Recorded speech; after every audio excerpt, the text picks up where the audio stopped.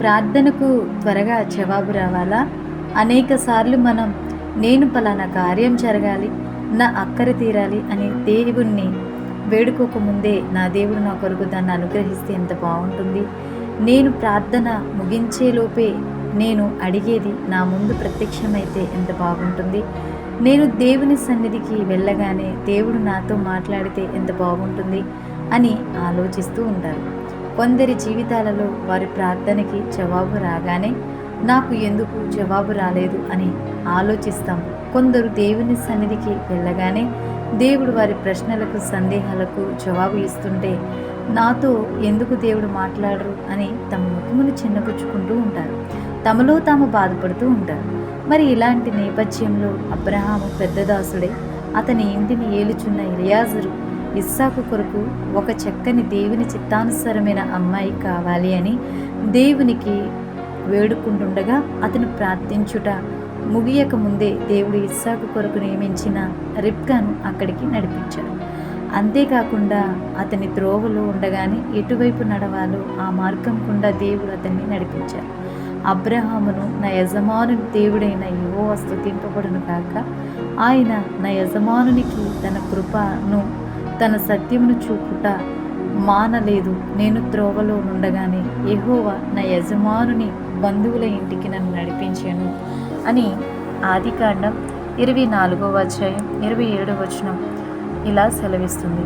అలాగే హిజ్కియా, నీవు మరణమవుచున్నావు, నీ ఇల్లు చక్కబెట్టుకో అని దేవుడు తన సేవకుడైన యెషయా ద్వారా హిజ్కియాకి వర్తమానం పంపించగా, అట్టి వార్తను విన్న హిజ్కియా గోడ వైపునకు తిరిగి దేవునికి మొరపెట్టుట చాలించకముందే యెషయా ద్వారా నీ ప్రార్థనని ఆలకించి నేను దేవుడే ఉత్తరమిచ్చారు.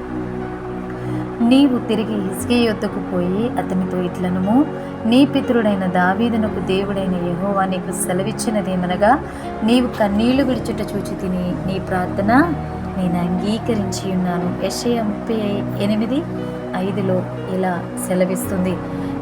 ఇది ఎలా సాధ్యం? ఎందుకు దేవుడు వీరి ఇరువుల ప్రార్థనకు వెంటనే జవాబునిచ్చారు? ఇలాంటి జవాబును మనం కూడా పొందుకోవాలి అంటే మనం ఏం చేయాలి?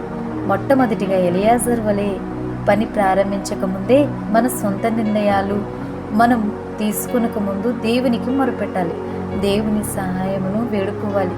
మన కార్యమును తన నామమును బట్టి సఫలము చేయమని దేవునికి చెప్పుకోవాలి. కానీ మనం అలా చేయము కాబట్టే మన ప్రార్థనకి జవాబు రావడం లేకుండా ఉంటుంది.